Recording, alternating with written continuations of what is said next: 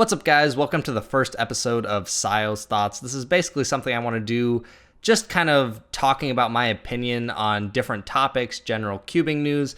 I felt like this is something that's not super explored. I know there are people who do a couple similar things, but I kind of just want to put my own spin on it and give my opinions on different topics.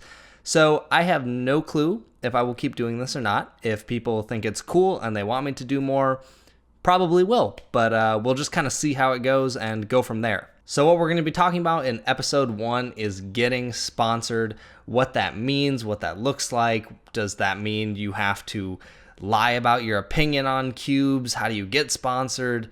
All of this type of stuff, because this question is asked everywhere, and I feel like I have some experience and opinions on how it works. I've also talked to Phil just to clarify certain things and make sure that I'm not making things up. So we're going to be talking about that today. First thing I want to make very clear, specifically about the cubicle, sub 7s do not get you white jackets.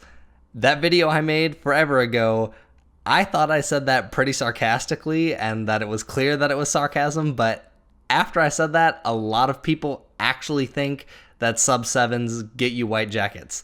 That is not true. I probably never should have said that. Just so you know, a sub 7 will not get you a white jacket. All right, so the first thing we're going to talk about is what is usually involved with getting sponsored.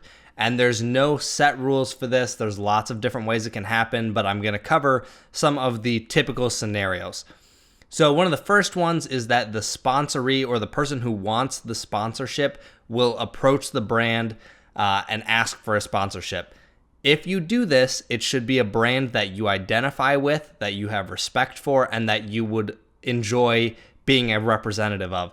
You don't want to pick a company that you wouldn't want to represent, because if you're going to represent them and you don't like them, you're probably going to be lying to a lot of people, and that's not what sponsorships are about. A lot of people think that people who are sponsored, you can't really trust them or their opinion, but if sponsorships are done right, in my opinion, you should be able to trust them because it's a brand they identify with and they truly believe in. So that's the first one, where the sponsoree will kind of approach the company, but there's also where the sponsor approaches the sponsoree and says, hey, do you want to be sponsored? And typically, if that happens, it's because the person is well known, whether through speed, social media, YouTube, or whatever. But typically the sponsor will know something about them. So one thing that I think a lot of people miss when it comes to sponsorship stuff is that it's a relationship between the sponsor and the sponsoree. It's not about what can the sponsor give me travel, give me cubes, give me this. It's not about that. It's about building each other up. The idea is you bring something to the plate that benefits the company, and the company also has things that benefit you, and you grow at the same time. So maybe for the sponsoree, that would be they bring awareness through the brand. Maybe they set records and they're wearing apparel at competitions. Maybe they're repping them on social media. Whatever that might be, it's about building each other up. It's not about what can each person take from the other one. So now we're going to talk about what the sponsoree does. So as the sponsoree, you want to obviously represent the company and bring them growth. So that could be stuff like wearing their apparel, making YouTube videos, teaching others, engaging on social media.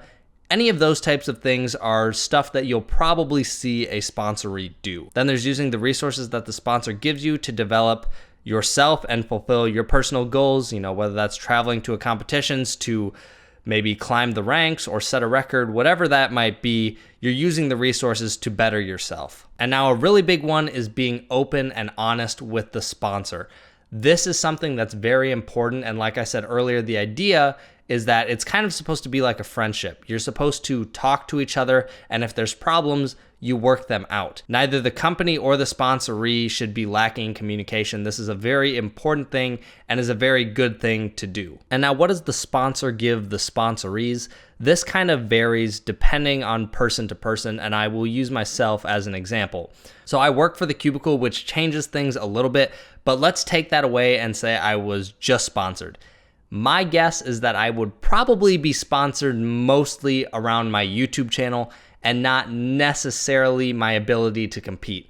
While I do compete at like a decent level, I am certainly nowhere near what some of our other top level sponsorees are. So my perspective would probably be more towards the YouTube stuff. So as far as YouTube stuff goes, maybe that's providing me with cubes to review for the company. Maybe occasionally if I need some form of gear, we can figure that out if it's maybe for a bigger project. Maybe that involves giving me a discount code for my viewers. Maybe it's sending me somewhere to make a video about a competition, something like that. Those are kind of examples of things that have happened for me personally, and that's going to vary for everyone, but that's kind of, from a YouTube perspective, what it might be. Now, from a competing standpoint, you'll have access to resources, money, equipment, support from the company, attention on social media. Maybe you'll get some advice, new opportunities to do things like travel, maybe getting sent to worlds, maybe sent to local competitions, various things like that. I have experienced all of these. Like I went to Worlds last year, mostly to make a video about Worlds. Obviously, I got to compete while I was there, but my main reason for being there was to make a video. But basically, the point is just to say that it kind of varies from person to person what they're going to get. But typically, there will be things like resources, money, equipment, support, attention on social media, advice, and opportunities. Those are kind of the general things that a sponsoree will probably experience. In case of a lot of sponsorships today, there also is opportunity to have dual sponsorships. So in the case of the Cubicle, we have a lot of people sponsored by Moyu, Gan, Qi. So oftentimes the company will pitch you to those manufacturers and get you a dual sponsorship. And now talking a little bit more about the relationship aspect, which is a very important thing that people need to understand, is it should include good, healthy communication. It should be like a friendship where you're both trying to build each other up. There's trust, openness, and loyalty.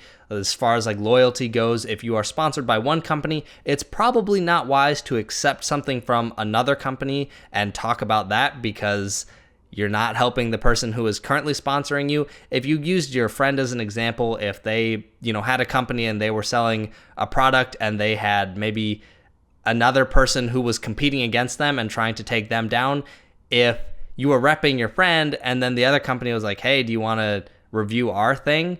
You're just hurting your friend by doing that. And your friend's like, yo, what the heck? Like, I thought we were friends. What are you doing helping the person trying to take me down? So things like that. You want to treat it like a friendship with your sponsor. Now, typically things that the company is going to look for in a sponsoree is, are they good at what they do? Are they good at video producing? Are they fast at solving puzzles? Maybe they run a cool website. Are they reasonable and pleasant to interact with? Obviously, if you aren't a very pleasant person to deal with, or maybe you are very negative on social media, or you're just not a very pleasant person, a company's probably not going to want to work with you because it's dangerous from their perspective. If they have someone who's constantly bad-mouthing people online, it probably doesn't really make sense for them to pick you up because you don't represent the company very well. The sponsoree should have a good sense of integrity. They should be active and reliable for communication. And also a good thing to have is just general understanding of business concepts. And now I don't mean that like you need to understand how a business runs and stuff, but there are things like I was explaining where if you're sponsored by one company, you probably shouldn't take things from another company and also supply content for them, because you're only hurting the person that is currently sponsoring you and you're going to upset them. And in fact, both companies are probably going to be upset and not want to work with you in the future. So those are some of the things that sponsors will typically look for in a sponsoree. So now I want to talk about just a couple things, like when you get a cube for free, do you have to say nice things about it? Because this kind of used to be a thing. I think people kind of understand that that's not so much the case anymore, but I think it still kind of lingers around. And I think where that idea comes from is people who maybe don't fully understand sponsorships. And now, before I say this, there is obviously bias out there. Bias exists everywhere. I'm not saying that it doesn't exist, but if the sponsor and the sponsoree are all great people, there should be no lying or misleading information of anything like that. So basically, I think it comes from when someone is new, like maybe a younger kid gets sponsored for something, or maybe just their perception of what it's like to do a review is, oh, I just got sponsored. I probably shouldn't say anything bad about this cube because it might upset the sponsor. So I'm not going to say anything bad. I'm just going to say nice things. But here's the thing. In the case of cubing, you saying that the Shengshao Mr. M is not a very good cube doesn't really hurt the company. I mean, maybe it does in the sense that maybe now that cube's going to sell less, but the company would probably be a lot happier with you being honest and loyal to your audience and giving them true information than saying, yeah, this cube is great, you guys should go buy it, and then they buy it and they're all really upset. They're just going to think of you as a liar, and they're probably not going to look at the company super great either. So you should always be honest about your opinions. There's no reason for you to say nice things about the cube just because you got it for free from the cubicle. You saying that the Shengshao Mr. M isn't good is mean to maybe Shengshao, but not necessarily the cubicle. They're just supplying the product to sell. So like I said, it could potentially be bad for them in the way that maybe they won't sell as many of those, but if that's how it is, that's the fault of the manufacturer, not you or the sponsor. Now, the one area where sponsorship bias obviously can come into play is if you are sponsored by a manufacturer. If I'm sponsored by GAN and a new GAN cube comes out, it's probably in my best interest not to run around and be like, yeah, this cube sucks and no one should go buy this, because GAN is going to be like, whoa, like, why are you doing that? Like, why don't you give me some feedback on what to improve, and maybe we can work that out in the future. So with dual sponsorships, I can kind of see where some bias comes into play. But on the flip side of that, there's also the side where you should be getting sponsored or picking a dual sponsorship of a company you believe in. Everything kind of comes full circle back to this. You should be picking a company you believe in. For me personally, I would never pick Yushin to be my sponsor because their cubes just don't work that well for me. They don't have the cubes for the events that I do, so why would I pick Yushin as my sponsor? It's going to be very hard for me to honestly represent that company if they don't make the cubes that are good for me. Now, for me personally, it would be pretty hard to have a dual sponsor for the type of work that I do in general, but I use cubes from all these other different brands, so it would be kind of hard to settle on just one. But maybe you tend to like cubes from Chi, or maybe you like cubes from Moyu. If the majority of your cubes are from Moyu, you're probably going to pick Moyu as your dual sponsor. You don't want to pick someone who doesn't work well with the cubes that you use.